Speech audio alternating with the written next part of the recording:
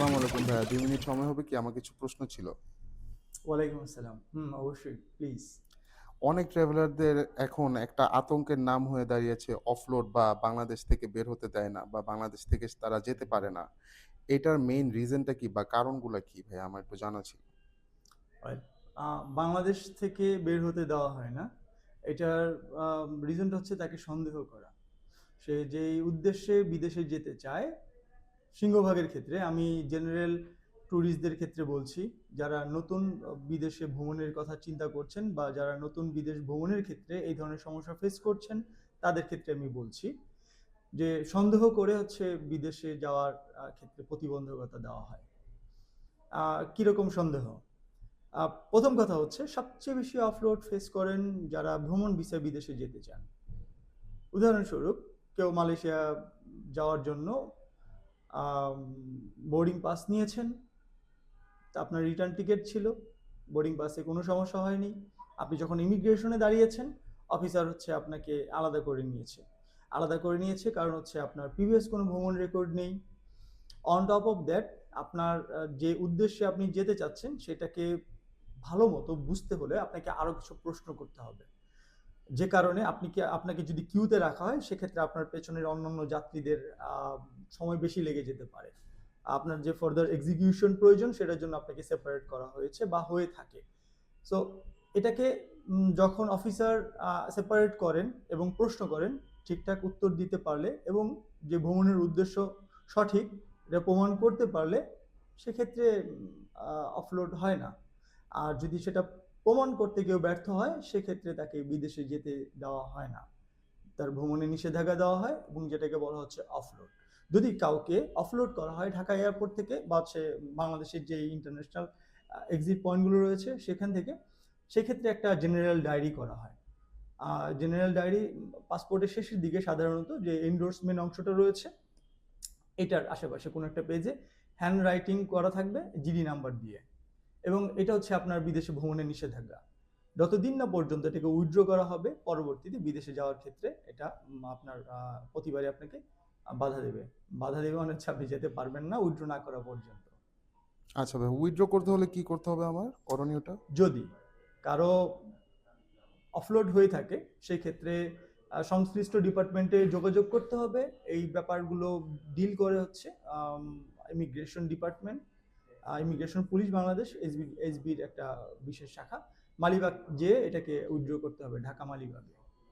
আচ্ছা, ধন্যবাদ ভাইয়া। আপনার এই ইনফরমেশনগুলো খুবই দরকারি ছিল। ধন্যবাদ, আরো অসংখ্য কিছু ধন্যবাদ। মেসেজ দিতে চাই। জি, অফলোড কেন করা হয়? জি। সংক্ষেপে বললে হচ্ছে যে সন্দেহ। সো হচ্ছে সন্দেহটা কি কি গ্রাউন্ডের ভিত্তিতে হয়ে থাকে বা এসে থাকে। আমি ইমিগ্রেশন অফিসার নই, বাট হচ্ছে আমি অনেকের ইমিগ্রেশনের গল্প শুনেছি।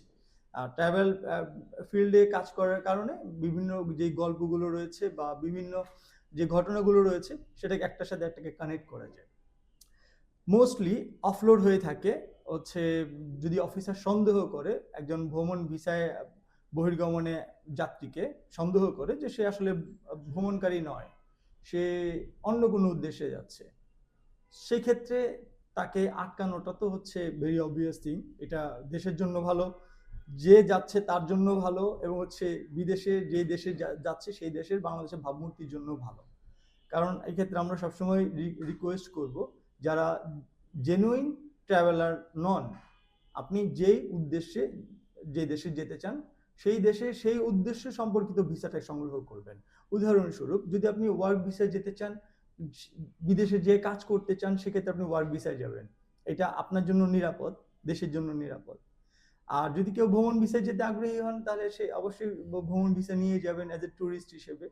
এবং অ্যাজ এ ট্যুরিস্ট হিসেবে আপনার বিদেশে গেলে যে সমস্ত বিষয়গুলো থাকা প্রয়োজন সেগুলোকে ঠিকঠাক মতো সব রেডি করে নিয়েই আপনি হচ্ছে ইমিগ্রেশনে দাঁড়াবেন। নয়তো আপনার যে উদ্দেশ্য রয়েছে সেটা প্রশ্নের সম্মুখীন হবে। উদাহরণস্বরূপ, আপনি যদি ভ্রমণকারী হয়ে থাকেন সেক্ষেত্রে আপনার বিদেশে গেলে আপনার ভ্রমণ ব্যয় সম্পর্কিত অর্থ আপনার সাথে থাকতে হবে। আপনার যদি পর্যাপ্ত পরিমাণে অর্থ না থাকে সেক্ষেত্রে আপনাকে ডিপোর্ট করবে, আপনাকে দুঃখিত আপনাকে অফলোড করবে। আপনি কোন দেশে যাচ্ছেন, কেন যাচ্ছেন, এই প্রশ্নের উত্তর আপনার কাছে থাকতে হবে। আপনি সঠিক সময়ে সঠিক উত্তরটা দিতে না পারলে, আপনি যদি ধরেন নার্ভাস ফিল করেন এবং হচ্ছে আপনার উত্তরগুলো যদি প্রপার না হয় অফিসার কিন্তু সন্দেহ করবে। সেক্ষেত্রে আপনাকে অফলোড করার সম্ভাবনা বেড়ে যাবে। এরপর আপনি বিদেশে যাচ্ছেন ভ্রমণে। বিদেশে ভ্রমণে যাওয়ার জন্য যে ব্যয়, এটা কে নির্বাহ করবে? আপনি যদি নিজে করে থাকেন সেক্ষেত্রে আপনার আয়ের উৎস কি? এই সম্পর্কিত ডকুমেন্ট দেখতে চাইতে পারে ঢাকা এয়ারপোর্টে। সেই ক্ষেত্রে আপনাকে সেই নথিগুলো আপনার ফোন বা হচ্ছে আপনার কাছে ডিজিটাল কপি অথবা হচ্ছে আপনার হার্ড কপিও রাখতে পারেন। সেগুলোকে প্রদর্শন করতে হবে। নয়তো হচ্ছে অফিসার আপনাকে সন্দেহ করবে। এটা খুবই স্বাভাবিক বিষয়। আপনি বিদেশে যেতে চাইলে যে ব্যয় হচ্ছে সেই ব্যয় আপনি কিভাবে সংগ্রহ করছেন, কিভাবে আপনি এই আয়টা আ করছেন সেটা দেখাতে হয়। এর জন্য কিছু কান্ট্রির ক্ষেত্রে কিছু সময় অফিসার আপনার ট্যাক্সের ডকুমেন্টও দেখতে চাইতে পারে। যে হচ্ছে আপনি যে আয় করছেন সেটার আয়ের সপক্ষে তো সরকারি ডকুমেন্ট হচ্ছে আপনার আয়করের কাগজ। সেগুলো সাথে রাখবেন। সেটা আপনার অনেকটা ঝামেলা কমাবে।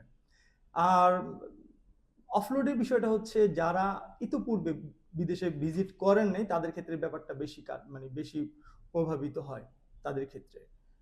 সাধারণত নেপাল, শ্রীলঙ্কা এই সমস্ত কান্ট্রিতে খুব একটা অফলোড করে না। তবে কিছু ক্ষেত্রে করে। আর এছাড়া ধরেন আপনি হঠাৎ করেই বাংলাদেশ থেকে ইউরোপিয়ান কোনো কান্ট্রিতে আপনি ভিজিটে যাচ্ছেন, আপনার ভিসা রয়েছে। কিন্তু হচ্ছে আপনার প্রিভিয়াস কোনো ভ্রমণের রেকর্ড নেই অন্যান্য দেশে। সেক্ষেত্রে আপনাকে প্রশ্ন করার সম্ভাবনা অনেক বেশি। আপনার সঠিক সবকিছু যদি থাকে সেক্ষেত্রে আপনার যাওয়াটা ইজি হবে। আপনি আপনার ভ্রমণ ব্যয় নিশ্চিত করার পরে আপনি বিদেশে যাওয়ার পর কোথায় থাকবেন? সে ব্যাপারে আপনার কি পরিকল্পনা? এই সম্পর্কিত ডকুমেন্টস আপনার রেডি থাকতে হবে। এটা হচ্ছে সাধারণত কনফার্ম হোটেল বুকিং। এটা বাংলাদেশে যেমন আপনি যে দেশে প্রবেশ করবেন সেই দেশের জন্য খুবই গুরুত্বপূর্ণ। কনফার্ম করে নিয়ে যাওয়া। এটা হইতে পারে পেইড, হইতে পারে নন পেইড। তবে পেইড নিয়ে যাওয়াটা হচ্ছে বেটার। এরপর হচ্ছে আপনার বোর্ডিং এর সময় তো অন ইয়ার টিকেটটা চেক করবে। আপনি যে ফেরত আসবেন সেই টিকেটটা এটা থাকা। এটা সাধারণত সিঙ্গেল পিএনআর হলে আপনার একটু এয়ারপোর্টে হ্যাসেল কম হবে। মানে যে এয়ারলাইন্সে যাচ্ছেন সেই একই এয়ারলাইন্সে করে আপনি ফেরত আসছেন। সেক্ষেত্রে যদি আপনাকে ওই সংশ্লিষ্ট দেশ প্রবেশ করতে না দেয়, আপনি খুব সহজেই আবার বাংলাদেশে ফেরত আসতে পারবেন। ঝামেলা কম হবে। আর এছাড়া হচ্ছে আপনি ভ্রমণ করছেন, কোন দেশে যাচ্ছেন, কয়দিন থাকবেন এটার জন্য একটা পরিকল্পনা থাকা লাগে। যেটাকে বলা হচ্ছে আইটিনারি। এই আইটিনারিটা আগে থেকে প্রিপেয়ার করে রাখবেন। এভাবে যদি আপনি আপনার প্ল্যান করে একটা ভ্রমণের জন্য আপনি যান তাহলে আপনি অবশ্যই একজন টুরিস্ট।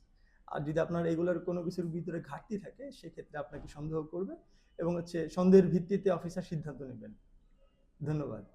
অসংখ্য ধন্যবাদ ভাই আপনাকে আপনার মূল্যবান সময় দেওয়ার জন্য।